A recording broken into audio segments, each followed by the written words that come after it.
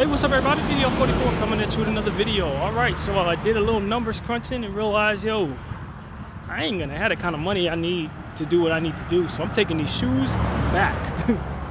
Got the receipt. I even brought the bigger backpack with me to put the shoebox in there since it didn't fit in my smaller backpack. Called the folks up, asked them if I needed to bring them back to the same place I purchased them from, or if it would be okay to take it elsewhere. So they said elsewhere would be fine. So I'm taking this day to go do that because, yeah, that was not a great purchase for my situation. Man, I took a look at the numbers, and I'm like, yeah, I'm not gonna be all right unless I do something, something I need to do. So the shoes is fine. It really came down to a couple of things. I like the shoes, but they didn't feel overly comfortable. But I could have kept them. If I'm forced to keep them, I won't be unhappy with them. But I shouldn't have purchased them. I knew that after I purchased them at that price, that was too much. I didn't want to spend that much on shoes in the first place. And then I didn't have a plan for my other shoes, so I already had two pair. I would have to get rid of one in order to transport them without adding an extra load to everything that I carry. So my rule is 2 shoes while in this situation, not 3 pair. And so it was either take these back or throw one of my other pair away. And them shoes, the thing about it is, the ones that I chose to move on from, they do have a pop bubble on the right shoe, but they're in like great condition. They haven't been worn as much as the other pair, so it's like, and they cost me $220 plus. And so my thing is, I want to sell them. If I'm gonna do anything with them, I might remove the price based on the popped air bubble or whatever. But them shoes are in great condition. I mean, they look fantastic. If somebody knows how to repair the air bubble, they could sell them things as if they're just lightly used. So my thing is, I don't want to throw those away or give them away, and I don't want to sell them online because it's gonna take too long. It's a lot. I want to find a place that will buy them that I can walk into so they can look at the conditioning of them.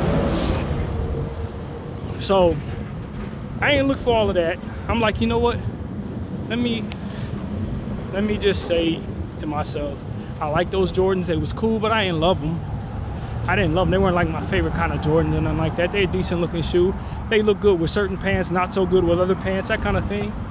Kind of fit comfortably. I'm sure I could work them in just like any other shoe.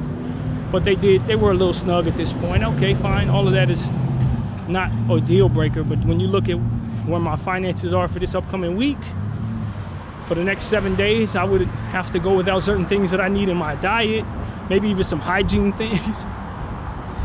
You know, I'm crunching numbers to assure that I got everything I need. I'm not gonna ask my uncle for any more money than I often, than I already have.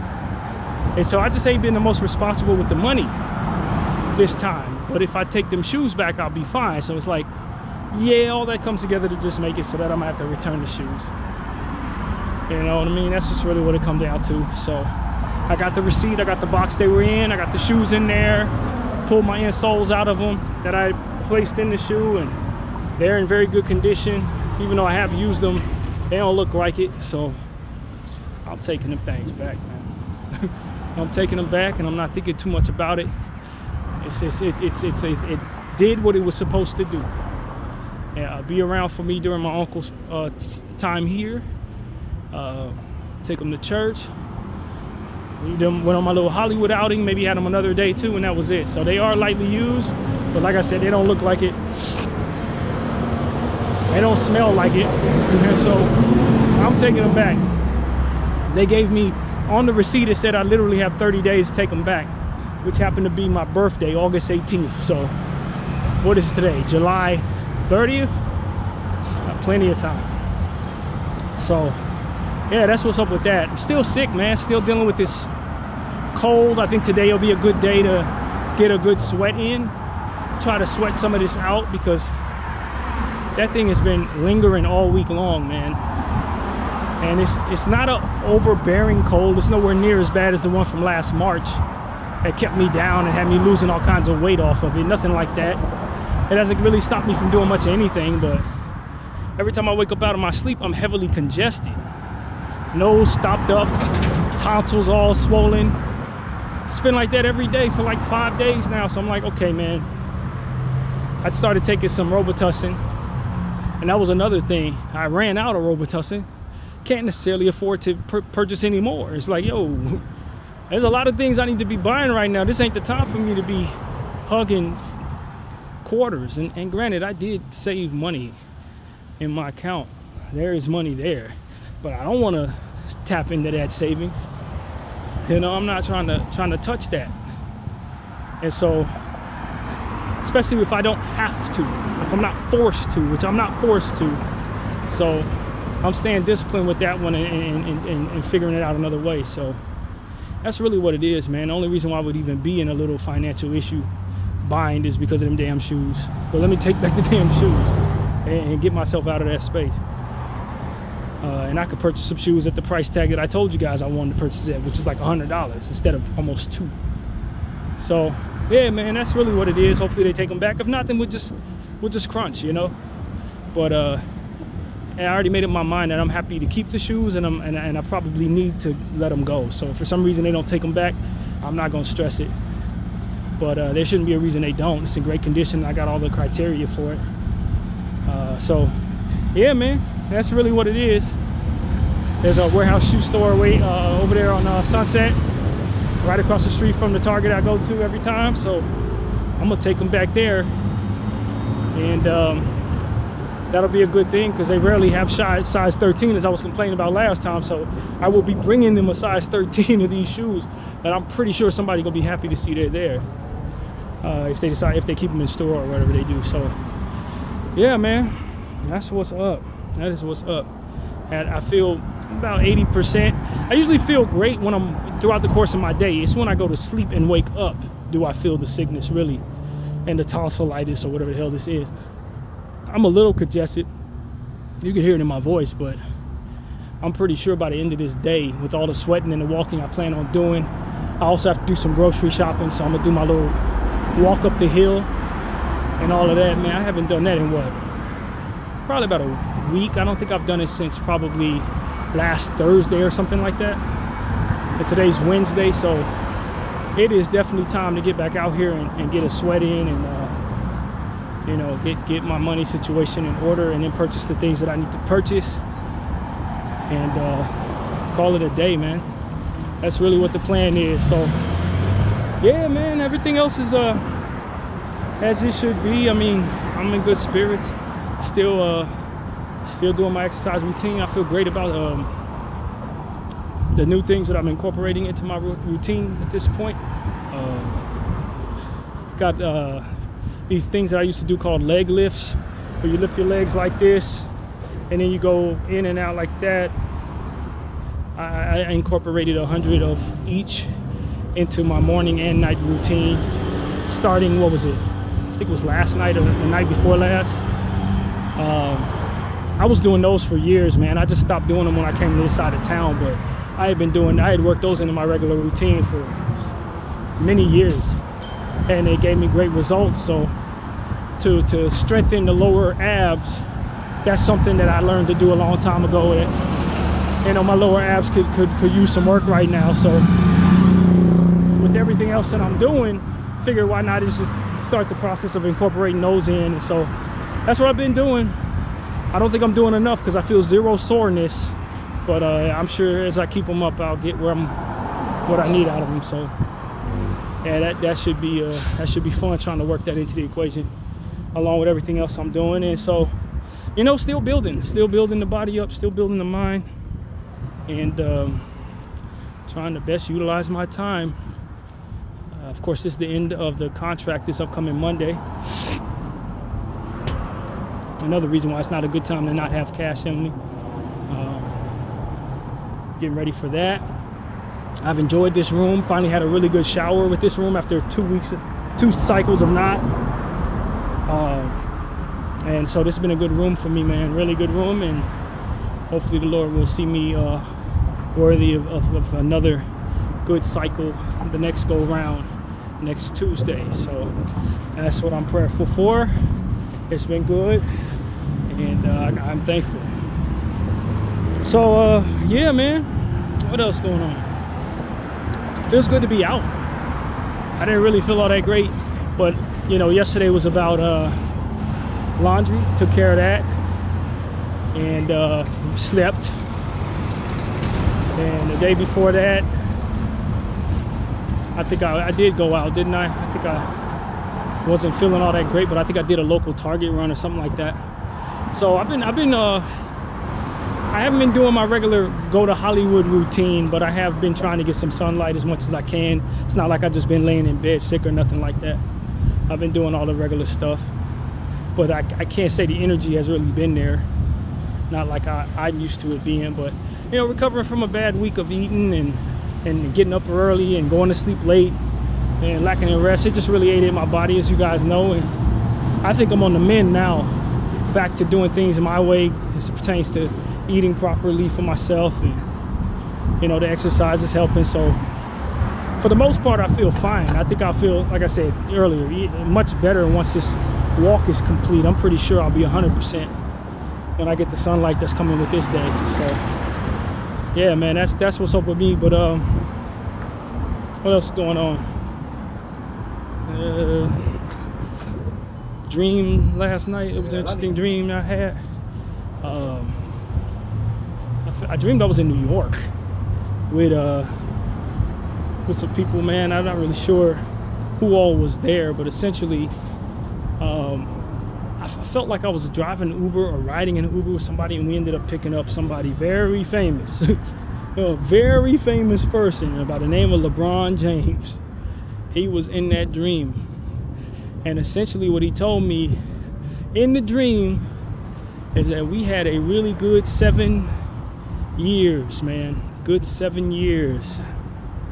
But I am leaving the Lakers. That is exactly what he told me. He said, I'm moving on, man. I'm going somewhere else. I'm not sure where I'm going, but I'm going somewhere else. That's what he told me in the dream. LeBron, I don't know if it means he's going to retire or go to a different team, but he said we've had a good 7-year run. Gave me like a half hug, you know, one arm, like grown man hug, like, you know, it's been a good run, BDF, but I think this is gonna be it. This is what he was essentially saying. And then it was like, you know, the car kept messing. I don't know what was going on, but the car kept messing up. I think we ended up driving into a space that we weren't meant to drive into, and then there's a lot going on that I honestly don't remember right now. But the gist of it was, after he gave me that news, not a whole lot went right after that in the dream. So I don't know if me having that dream had anything to do with his plans. Some dreams have meaning, other dreams don't mean anything at all. So I don't know how much to read into that dream at all, but that's what it was. Essentially, he was saying he's leaving the Lakers. He's leaving.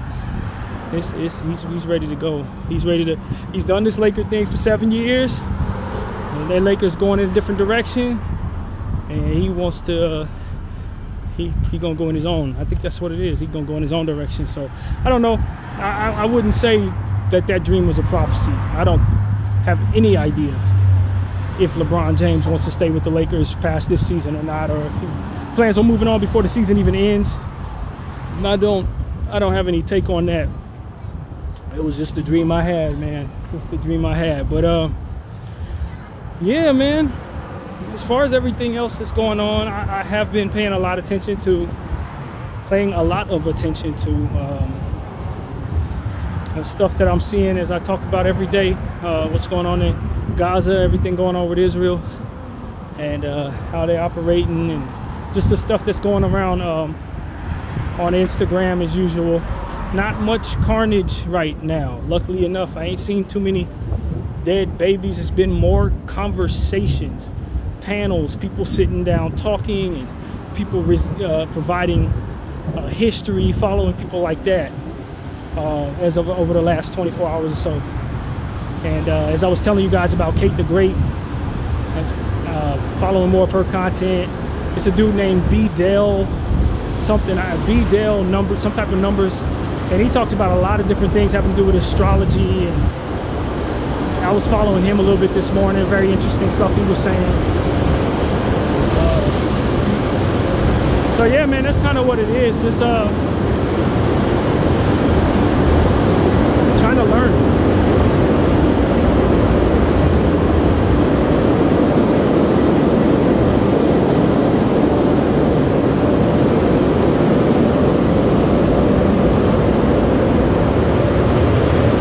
Incorporating a lot of learning into my equation. I also discovered something kind of cool on Instagram. I found this actually maybe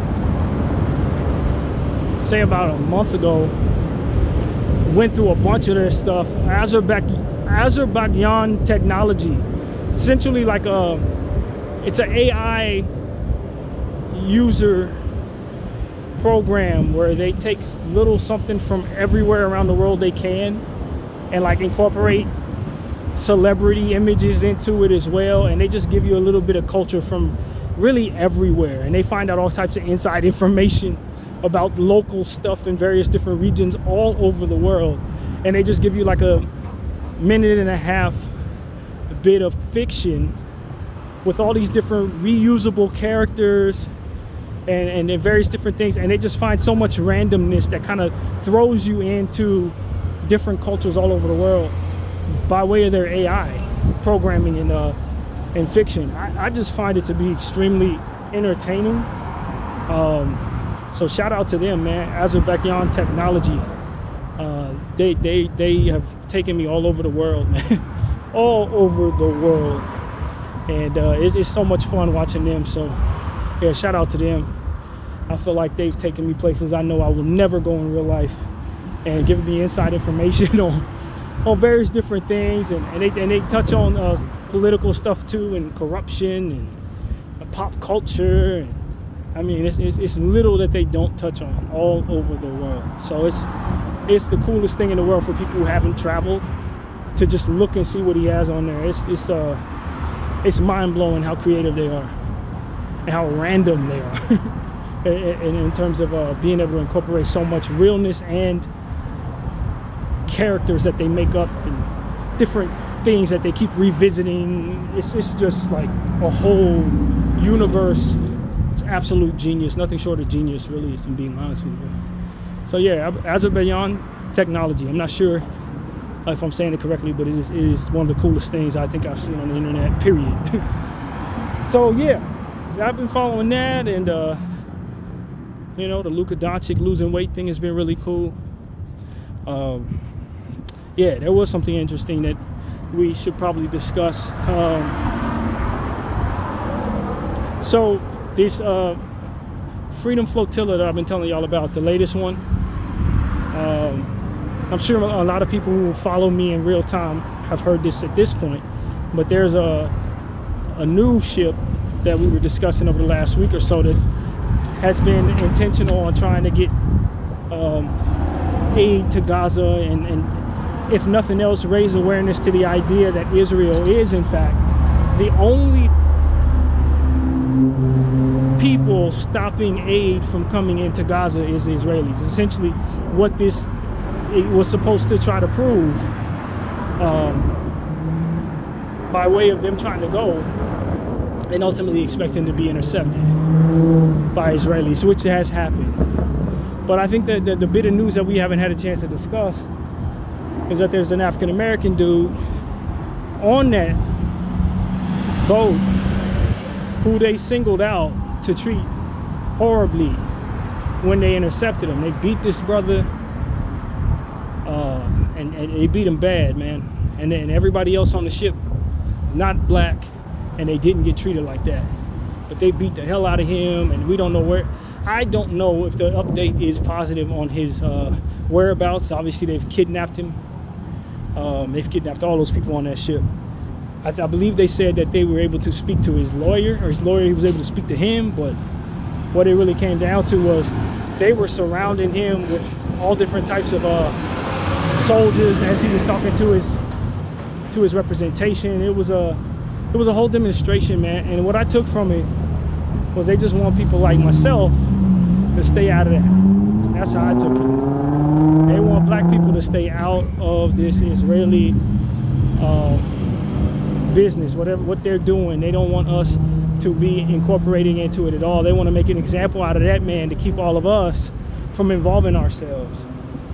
Everything they do is psychological. Anytime they have an enemy, anytime they have anybody that they're trying to explain something to, they always try to make a demonstration out of it. Riddled in psychological fear tactics and applications of strength against you. If they're afraid of you, they want you to fear them. That's how they move in all ways. If they are angry at you, they want you to be tortured. It's always something psychological. It's meant to make you feel like they're bigger than they are, make you feel like they're more powerful than they are, make you feel like it's hopeless going against them. They gotta make you feel something that instills fear in your heart. That's how they operate. That's how the Israelis operate. At all times, it's a demonstration of strength to promote a ferociousness and an untouchable nature about themselves, so that even if it's only one of them and it's 1,000 of you, you'll be afraid of them. And so as I understand it, I'm like, I know what they're doing. People are saying, oh, it's racism. Yeah, I mean, everything they do is riddling racism. Their whole thing is built on the separation of people based on religion and skin color. And they hate black people. Just like all forms of white supremacy, they loathe black people, right? But what I understand about Zionist supremacy is it's spent a great deal of money and effort in keeping particularly African American minds at bay, trusting them and turning to them for what we need to invest in, and not involving ourselves in structures of problems that have to do with them. It is in many ways very intentional for white supremacy to keep its foot on black people's necks, for the demonstration toward other black people, for the demonstration toward other white people.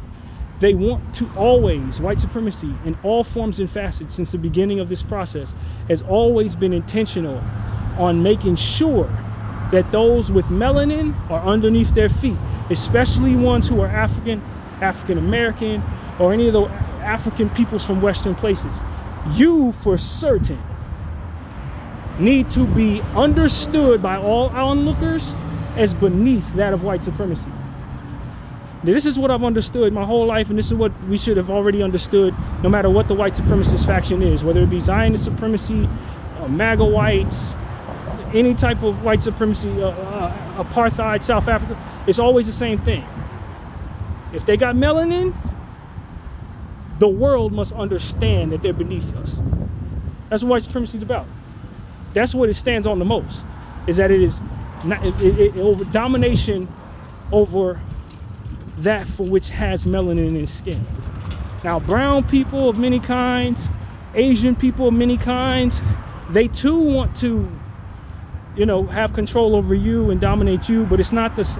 They don't harbor that as their strength. They take strength from dominating us. They feel most powerful from making it so that we feel worse about ourselves and that everyone else feels bad about us too. That's what it takes. It derives its greatest power from domination over that of black people of many kinds.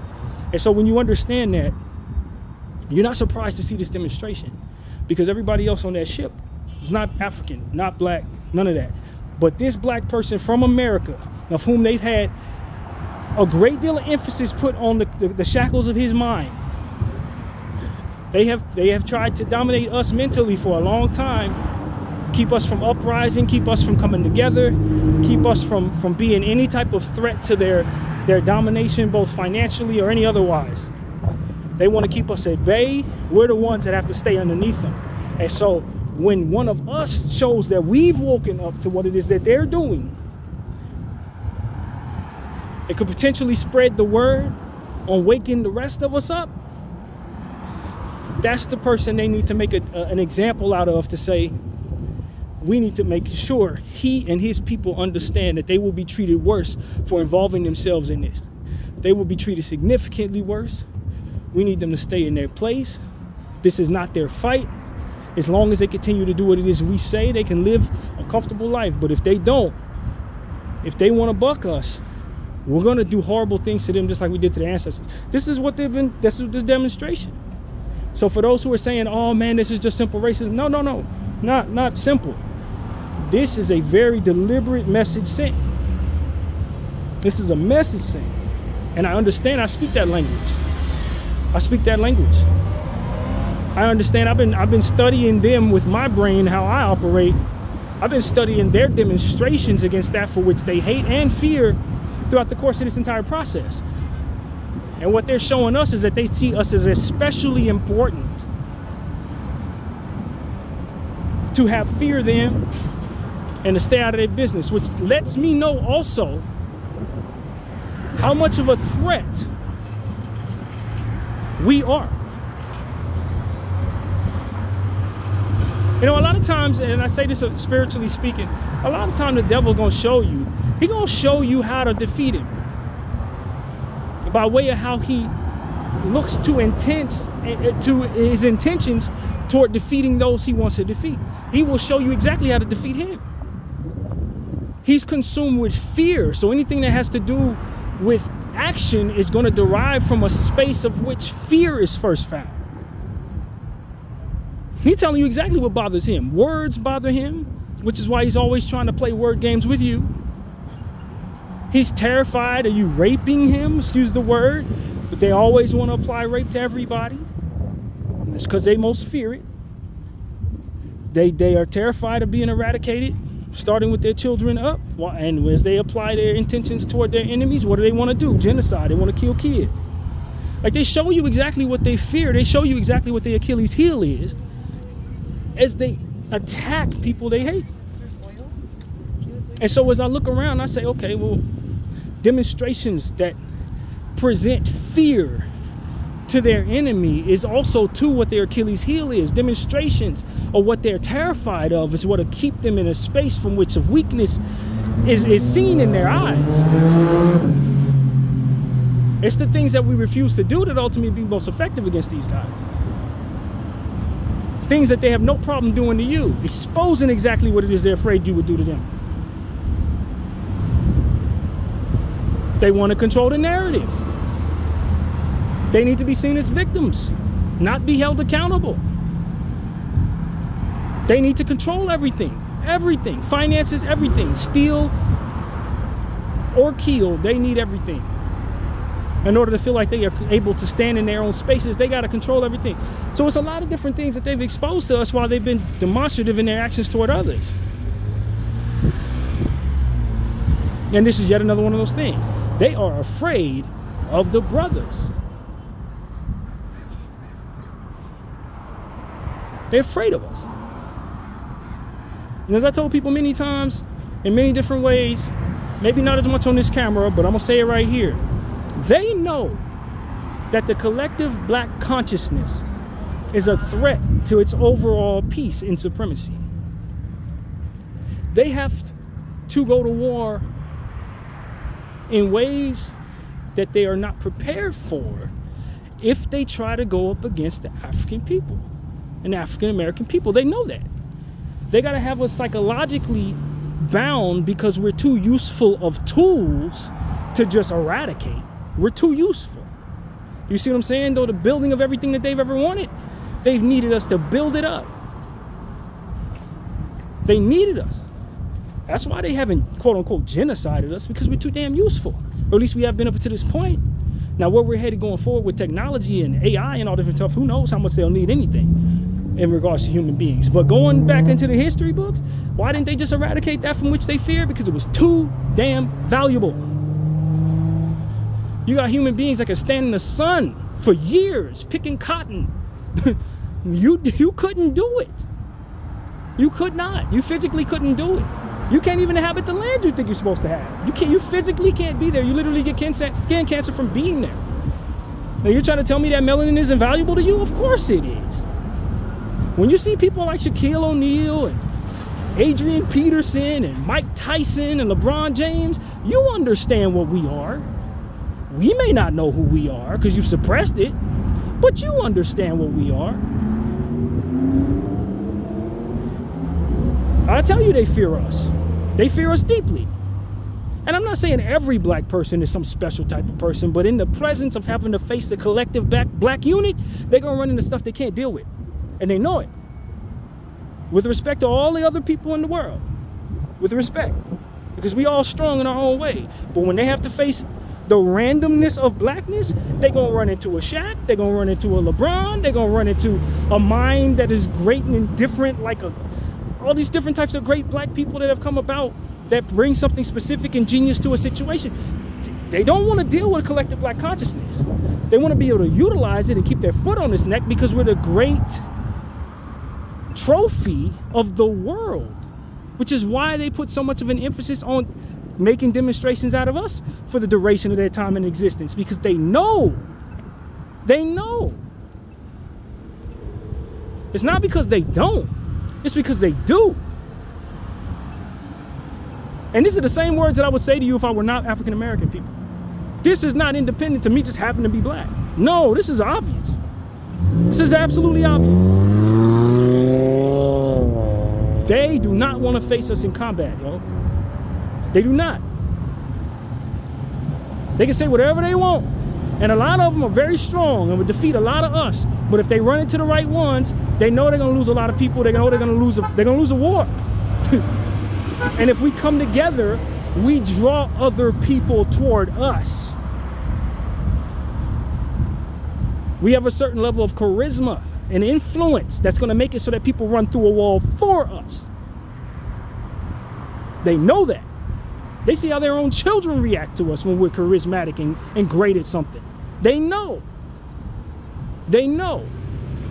It ain't just about brawn. There's an it factor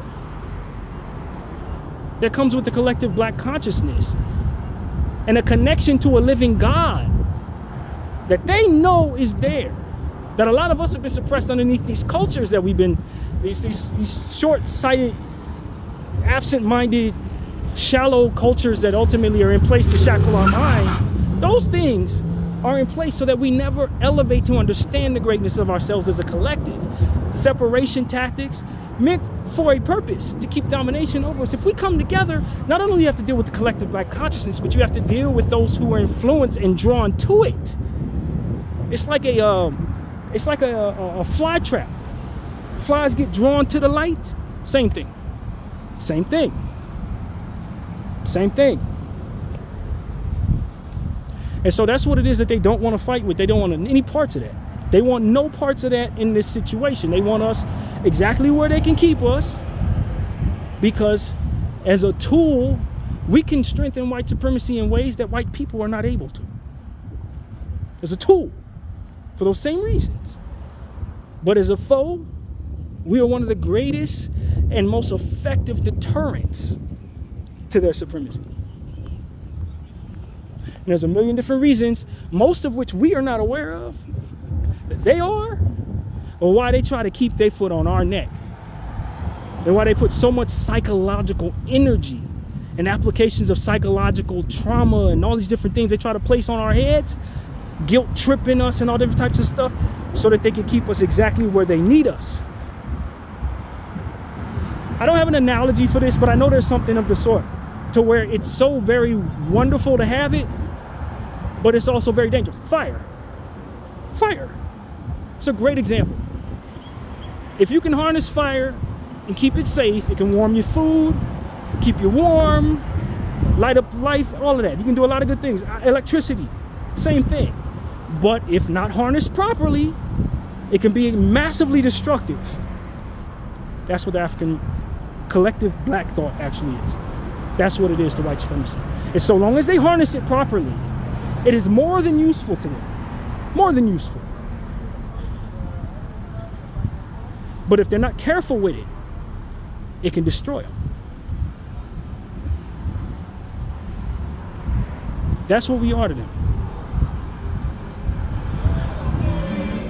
And so when you got an individual like this guy, who's from a random black neighborhood in America, rising out of the shackles of culture and self-destructive poison that has been fed him and his people, to be part of a solution to the great human problem, which is white supremacy, and Zionist supremacy? They needed to make an example to him and to anybody who's onlooking to say, they're not going to be a problem for us. If they get involved in this, we're going to treat them with a certain level of degradation to show onlookers, both them and others, that this particular brand of human is not going to get out of hand with us. We ain't letting them get out of hand. We ain't going to let them rise to a space of consciousness and turn their vitriol and turn all of their attention and all of their talents and gifts at us. We don't need that. Snuff that out early. Snuff that out right away. That was a message sent from on high. That wasn't just a couple soldiers beating up a black dude because they're racist. They knew who they were going to intercept, and they knew who all was on that ship before they got there. They had conversations about how to handle this situation, what demonstrations of psychological terror they want to inflict upon this individual as all of us onlook. They knew what they wanted to do to him, and they tried to make him fearful, make us fearful to ever buck Zionist supremacy. I know that. I speak that language.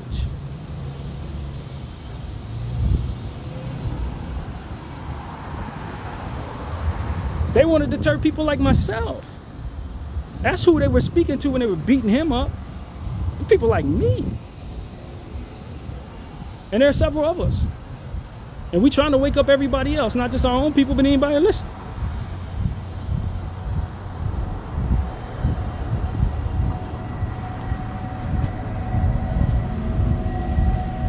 See, the one thing they don't want to have to do is destroy the world that they're trying to rule over. They want to be able to have pockets of land that they're taking over at given points away from all indigenous people. Do the same thing that they did to the natives everywhere there's indigenous people until they've dominated the lands and made the land white. And they can treat us however they want to. When they get enough power, they start showing you exactly what their intentions are. You're seeing it in America right now. Look at all the racist-backed energy that's pointed at people of color. It's because they've gained enough leverage to be able to show their true colors. At this point in time, they feel it's safe to reveal to us that really it's just about keeping their foot on our necks. That's all it's about. That's all it's ever been about. That's why it's so confusing why so many people want to be a part of what they're doing who happen to not be white, because it doesn't make any sense. Their whole purpose is to keep their foot on your neck. The more melanin you have, the more dangerous they want you to feel they are. It's just what it is. It's just what it is. There's no ifs, ands, or maybes, baby. This is what it always been. And so for all of us who are still trying to quote unquote coon, which is a word that a lot of people are offended by, but I think, you know, it is what it is. People really do like just try to appeal to white supremacy in hopes of being in his favor. You're never going to be in his favor, fam. You have melanin. It takes great strength from them to appeal to you or bow to you or anything like that. That makes them feel degraded in a different kind of way. In a different kind of way.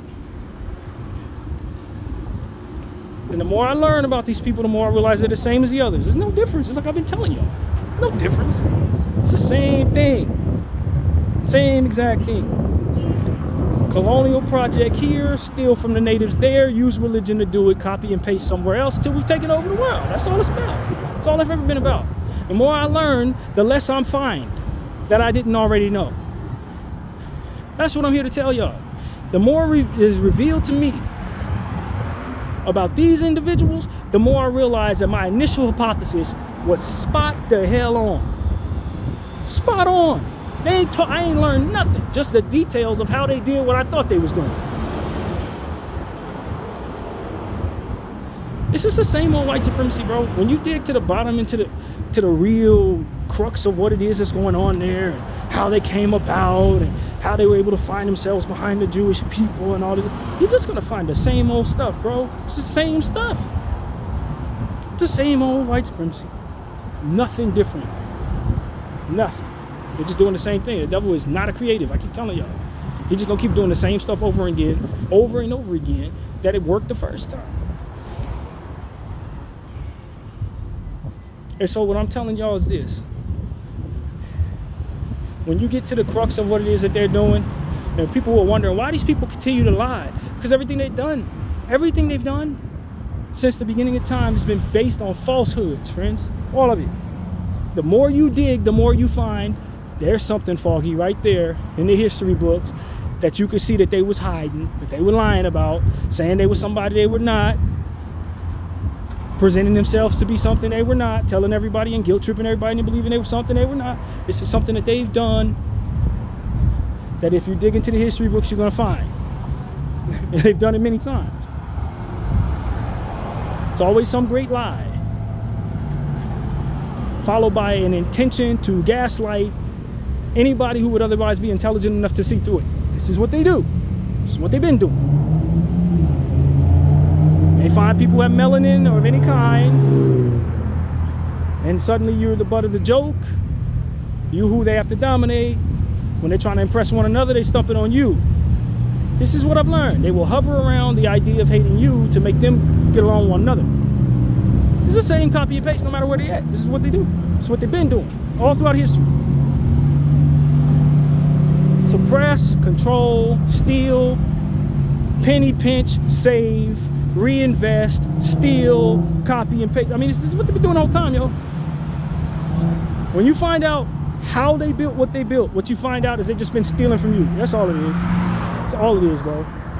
They steal from you. When you invest in them, they take the interest money and they reinvest it in some other way to cheat. That's literally it. They invest in another way to cheat. Stock market, housing market, oh, this, that, the third. Cheat, some kind of way, cheat. That's all they've done. And I tell you the truth, it's going to continue to stay that way until people stop honoring their systems. System of ownership, system of all these different things. Until you stop honoring these ownerships, they're always going to be able to use them against you. Now use your weaknesses, your sin nature, your need for greed, feeding the greed. They're going to always use it. And the more they get, the more they control where the information goes. The more ignorant you are, the more they can funnel you into cultures that are meant to basically keep you shallow. The more shallow you are, the more you need to feed sin.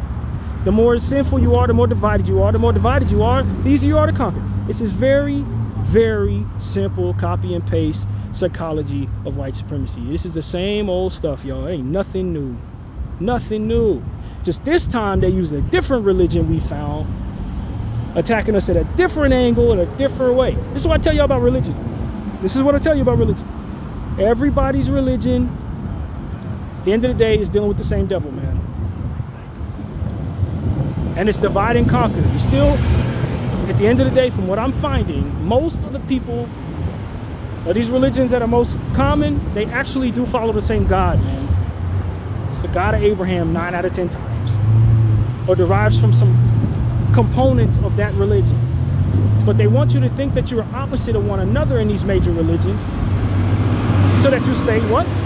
Divided. Because you're still going up against the same enemy. It's divide and conquer no matter what. And sure enough, each of these major religions have some great antagonists. Some great antagonists. As it pertains to, for example, in Christianity, if you're a black Christian of some sort, you got to deal with the KKK. They're burning crosses on you.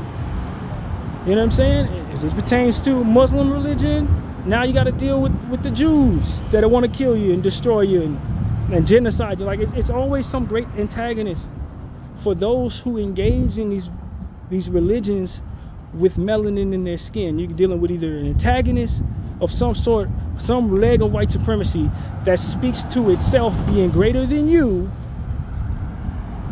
intending to use that same religion to guilt trip you into thinking that you are lesser than it, and then furthermore to destroy any sense of hope that you have of ever gaining yourself to the top of whatever it is that your culture would have for you to gain to the top of. Whether it be in our society, it's some type of financial domination. You're never gonna get to the top of that. And so it's like, this is what I'm starting to understand. The more I put 2 and 2 together, the more I learn, the less surprised I am to find what's underneath those details. This is exactly what I thought it was. Exactly what I thought it People get into the nitty gritty, you find lies, you find cheating, you find stolen land, you find some grandiose emphasis on being horrible toward people with melanin in their skin. I mean, it's the same stuff, man, same old stuff. And there's always a great deal of the people with melanin who don't know nothing about it. They're going to align with this nonsense. You see it in the Middle East right now with so many different countries that are aligning with Israel against their own brown people. You see it here in America with so many African Americans that align with white supremacy in whatever form or facets it is. It's always this, our very own people that are warped by its interests. In whatever form or fashion, it's always something like that holding us back. And at some point in time, after so many different loops on the same damn thing, same damn Ferris wheel, at some point in time, we got to start realizing we've seen this movie before, man. All of us have seen this movie before. This is not a new flick. It's not a new flick.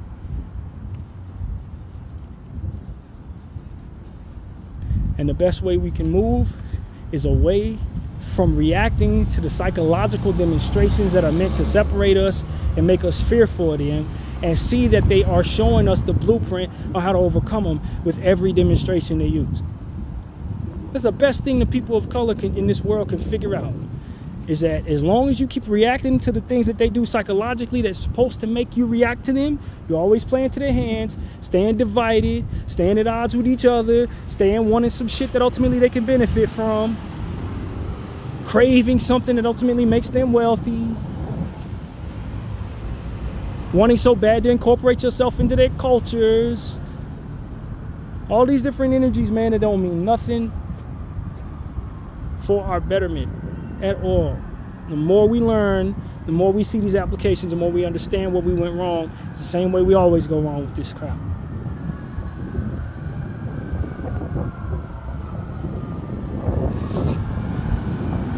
Keep a relationship with God, man. You can walk into any synagogue where the Holy Spirit is, any church of any denomination, hang out with the Buddhists.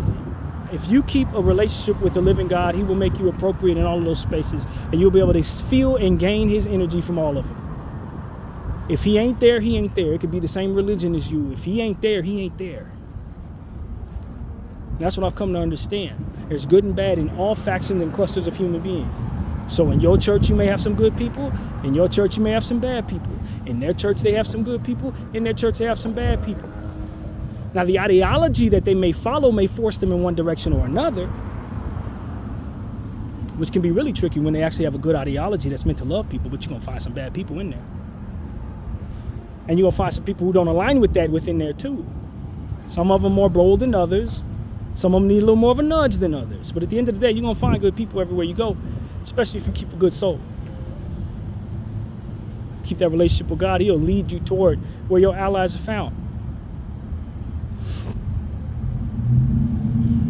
And so this is what I come to understand, man. Me getting closer to God is revealing to me what is already in me, which is a truth about what it is that we've been dealing with. All these videos I've been making with hypothesis and ideas about what it is that I feel is going on there, the more I dig, the more right I find I was. That's what I'm finding, y'all, if I'm being completely honest with you. Start digging into the history of these people, I'm like, damn it, that's exactly what I thought it was. That's what I told everybody it was. Lord put the truth in me. He put it in me. That's what I've come to understand and trust. It's already there. Ain't a whole lot being revealed to me. It's just how they did it. That I was right is what I've been finding, man, to be completely honest with y'all. And so with the same brain I've been saying all those things, I'm going to tell you this. God is the winner in the end of all of this. All of it. The living God, not the one they tell you is the God that they're doing all this evil stuff for. That's the enemy. That's not God. They call him God to confuse you. Just like everything else they do is confusing. To them and to you if you let it be. So don't. You have a relationship with God, you ain't got to worry about all that. At all. That's what I've come to understand. And if you don't believe God exists, well, you need to understand that people are playing in your face who know he exists, and they're either at odds with him or looking to try to take something from him, or whatever, however you word it. People who don't believe in God, y'all are most susceptible to all of these different things that they do. And you're the most likely to be terrified for some demonstration that they engage in to make you terrified, playing right into their hands 9 out of 10 times. Y'all better become spiritually awakened to the best of your ability. And don't think you need every truth and every detail of every inner working of everything to align you with that truth. A relationship with God is simple. He doesn't require complexity to his alignment with his people at all.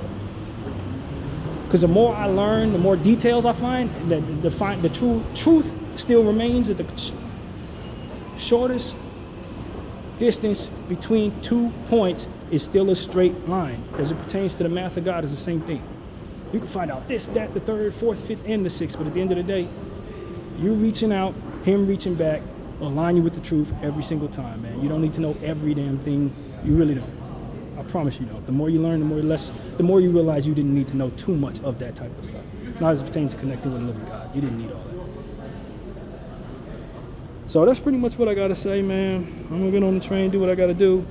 Hope everybody has a fantastic day. Bdf 44 now.